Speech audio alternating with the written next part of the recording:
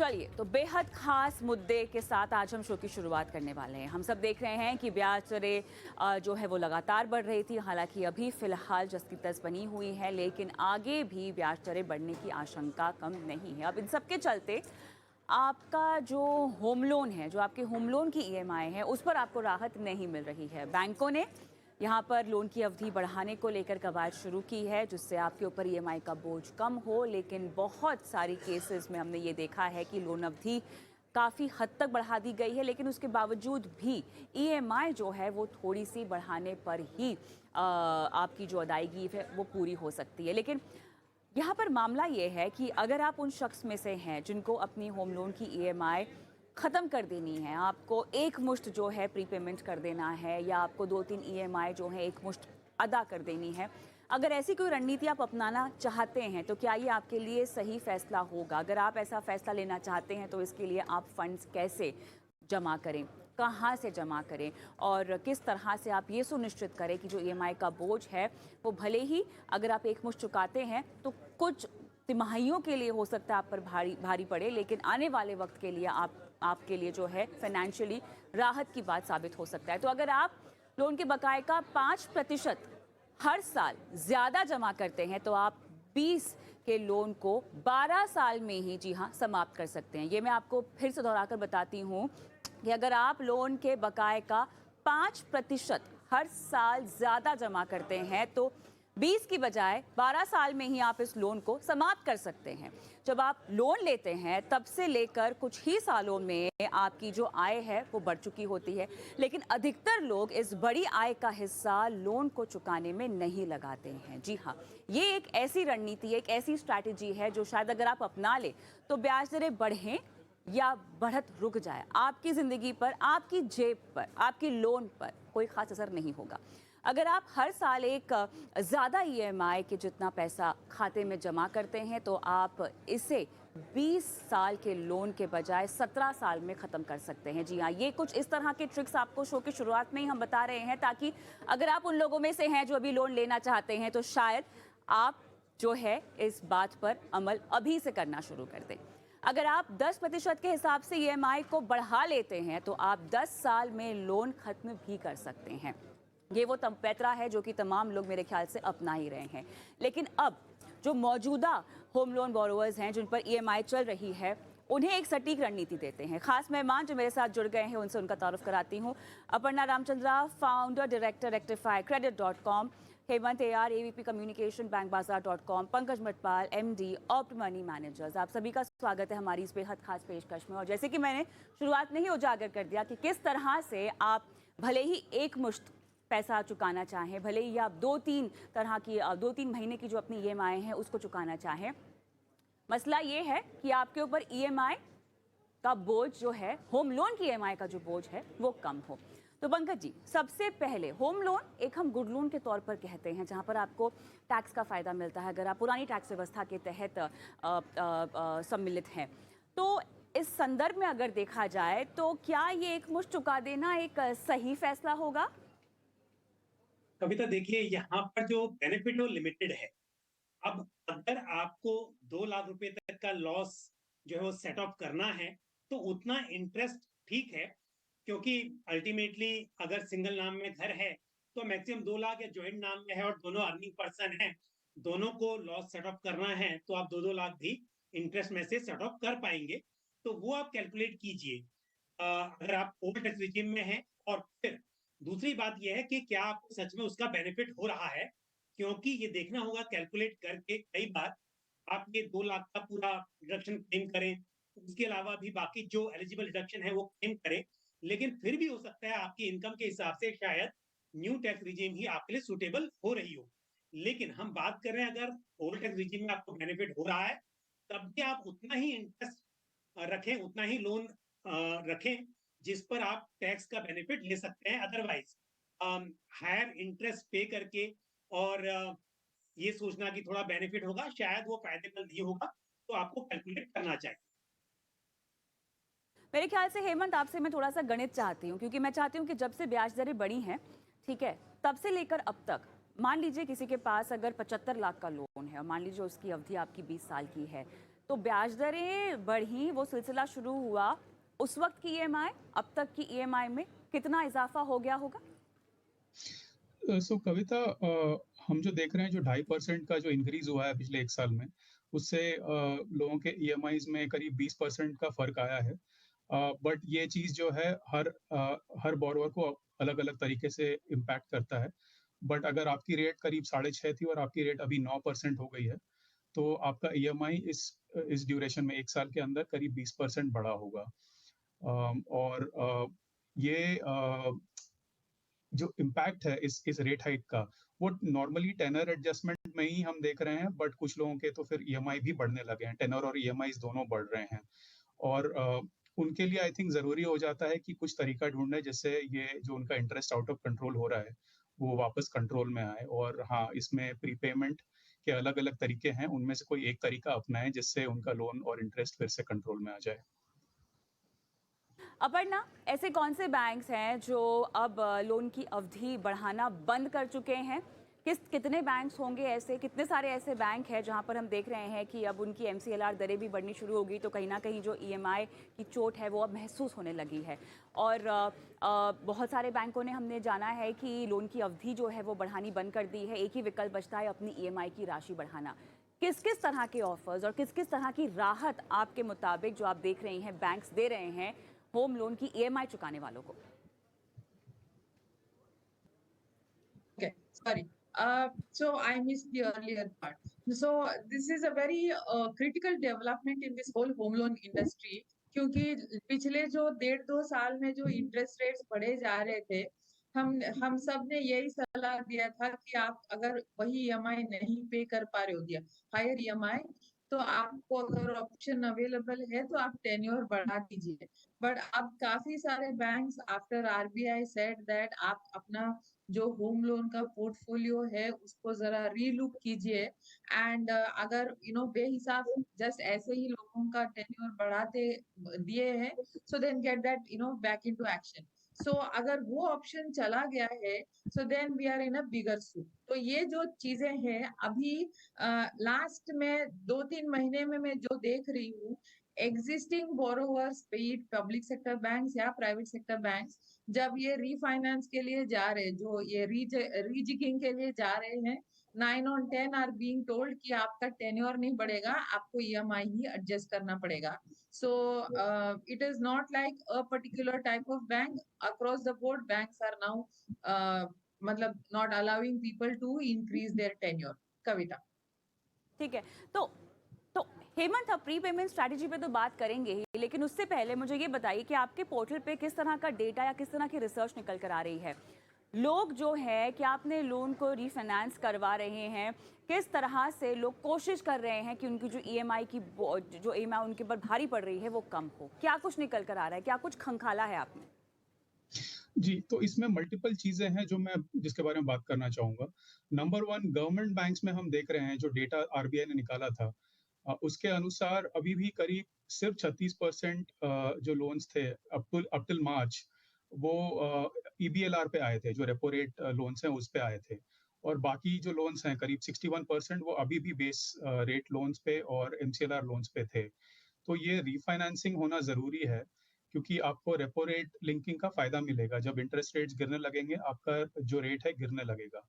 सो ये जो जो ईएमआई जो बढ़ रहे हैं, रेपो रेट भले ही ना बढ़ा हो, एमसीएलआर बढ़ने के कारण जिनके ईएमआईज़ और इंटरेस्ट बर्डन लोगों का बढ़ रहा है, आई थिंक वो टिपिकली गवर्नमेंट बैंक्स के साथ हो रहा है, क्योंकि वहाँ पे ये जो ट्रांज़िशन है उतने जल्दी नहीं हुआ है जितने जल्दी फॉरेन बैंक्स और प्राइवेट बैंक्स में हो गया है।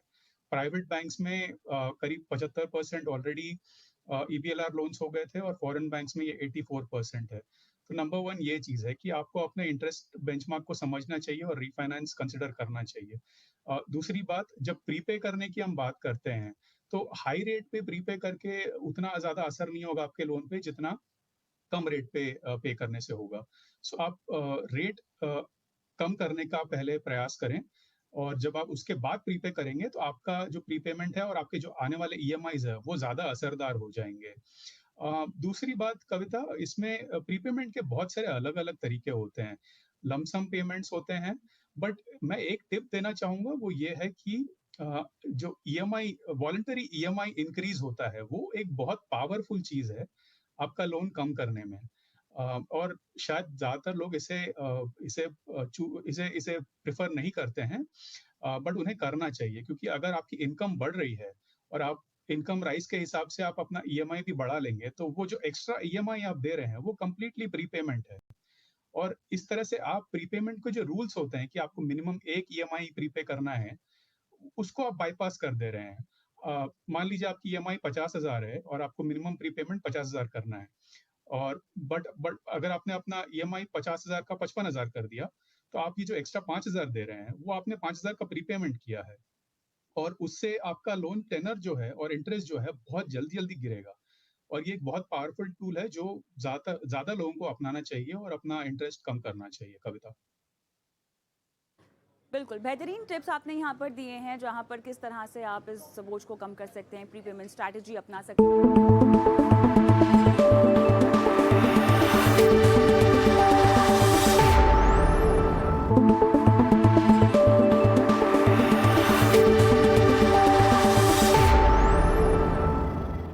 पंकज जी, वास्तविकता अगर हम देखें तो अधिकतर लोग, जैसे कि हेमंत ने भी हाईलाइट किया है, लोग अपनी ईएमआई की जो राशि है वो जस की तस रखना चाहते हैं। वैसे ये बहुत समझदारी की बात होगी अगर वो जैसे जैसे उनकी आय बढ़ती है वैसे वैसे अपने निवेश के साथ साथ अपनी ईएमआई की राशि को भी बढ़ाएं, लेकिन अमूमन लोग ऐसा कर नहीं पाते हैं। अब उन लोगों की बात करते हैं जो कम से कम 2-3 महीने की ईएमआई चुका देना चाहते हैं। तो पंकज जी, इसके लिए क्या ये समझदारी की बात होगी अगर आप अपने मौजूदा निवेश में से पैसे निकालकर कुछ ईएमआई को चुकता कर दें, ताकि आपको कुछ तिमाहियों या कम से कम 1-1.5 साल की राहत मिल जाए? क्या ऐसा करना सही होगा? क्योंकि अगर किसी के पास क्रंच है, फिलहाल क्राइसिस है, लेकिन निवेश अच्छा खासा पड़ा हुआ है, तो क्या ये सही इस्तेमाल होगा उस निवेश का? कविता, ये आपको देखना होगा। पहली बात तो ये जो आपने कहा कि जो ईएमआई होती है उसको लोग बढ़ाते नहीं हैं, उसकी एक वजह शायद थोड़ा-सा अवेयरनेस की कमी भी है। हमने देखा पहले जैसे एसआईपी भी एक ही अमाउंट पे करते थे, लेकिन अब स्टेप अप की बात होती है और इन्वेस्टर्स अपनी एसआईपी को बढ़ाते हैं। तो सिमिलर टू दैट यहाँ पर भी अभी तक, क्योंकि ईएमआई का मतलब ही ये है कि इक्वेटेड मंथली इंस्टॉलमेंट वो सेम ही रहती है, और कोई ऐसा सिस्टम नहीं है कि बैंक अपने आप आपको स्टेप अप का ऑप्शन दे। तो ना तो बैंक्स ऐसा ऑप्शन देते हैं और ना बोरोवर्स ऐसा कुछ कर पाते हैं, लेकिन तो अवेयर है वो जरूर थोड़ा बहुत एक्स्ट्रा पेमेंट करते हैं प्रीपेमेंट के रूप में। अब सवाल ये है कि क्या इन्वेस्टमेंट में से निकाल कर हमें करना चाहिए, ये देखना होगा। अगर आपके पास पैसा है सफिशिएंट इन्वेस्टमेंट में, और आप चाहते हैं कि आप बैलेंस बना के चले, अपना लोन भी रीपे करें, वो जल्दी पूरा हो, और आपके पास आपके फाइनेंशियल गोल्स के लिए भी पैसा हो, तो जरूर करना चाहिए। लेकिन अगर मैं कहूं कि नहीं, आप पहले अपना लोन रीपे कीजिए और इन्वेस्टमेंट ना हो तो भी चलेगा, तो शायद ये गलत होगा होम लोन के मामले में, क्योंकि होम लोन लॉन्ग टर्म का है। और होता यह है कि आपके पास थोड़ा-सा कैपिटल भी अवेलेबल होना चाहिए, क्योंकि लोन तो इस वक़्त मिला हुआ है, ठीक है, आप थोड़ा-थोड़ा करके उसको रीपे कर रहे हैं। लेकिन यदि आप इन्वेस्टमेंट में से पैसा निकाल के पूरा लोन रीपे कर दें और कल को आपको ज़रूरत हो लिक्विडिटी की, तो उस वक़्त दिक्कत हो सकती है, या फिर आपको ज़्यादा रेट्स पर लोन लेना पड़ सकता है। तो थोड़ा बहुत प्रीपेमेंट करना इन्वेस्टमेंट में से ठीक ठीक है, लेकिन इन्वेस्टमेंट को भी साथ में चलने देना देना चाहिए। मतलब आपके पास लिक्विडिटी होनी चाहिए, कैपिटल अवेलेबल होना चाहिए, ये भी इम्पोर्टेंट है। बिल्कुल सही कहा आपने। ये वो तमाम बुनियादी बातें जो आपको ध्यान में रखनी होगी, क्योंकि एक प्री पेमेंट स्ट्रैटेजी को प्लान करने के लिए आपके पास मौजूदा वित्तीय सेहत आपकी कैसी है, वो आपको ज़रूर ध्यान में देना होगा। लेकिन अपर्णा, आपसे अब सवाल यहाँ पर ये है, क्योंकि हम अलग अलग तरह की लोन की भी बात यहाँ पर कर रहे हैं। ठीक है, होम लोन की ईएमआई मेरे ख्याल से एक बहुत भारी ईएमआई है जो एक शख्स के ऊपर होती, जो सबसे ज़्यादा अवधि तक आपके पास चलती भी है। लेकिन उसके अलावा कर्ज का बोझ जितना कम हो अपर्णा, उतना आपके लिए अच्छा होता है। कई बार हमने चर्चा कर ली है इसके ऊपर। ठीक है, होम लोन को छोड़ दें, अगर एक ये ऐसा कर्ज मान ले जो आपके ऊपर रहे तो आप चुकाते रहें, उसके अलावा ऐसे कौन कौन से कर्ज हैं जिन पर आपको ध्यान देना चाहिए? और अगर होम लोन आप रहने दें, उसकी ईएमआई अगर आप चलने भी दें, तो ये सुनिश्चित करें कि बाकी तरह आप तमाम के जो लोन है उनकी ईएमआई या उनके कर्ज से आप छुटकारा पा लें जितना जल्दी हो सके। Aparna. Kavita, I was just going to come to that point कि ये जो भी स्ट्रैटेजी आप अपनाएं, जो भी आपको ट्रिक्स आपको यूज करना है, प्लीज मेक श्योर कि आप कहीं पे भी डिफॉल्ट ना करें। ये मतलब आज don't think short term and then end up defaulting on some other loans.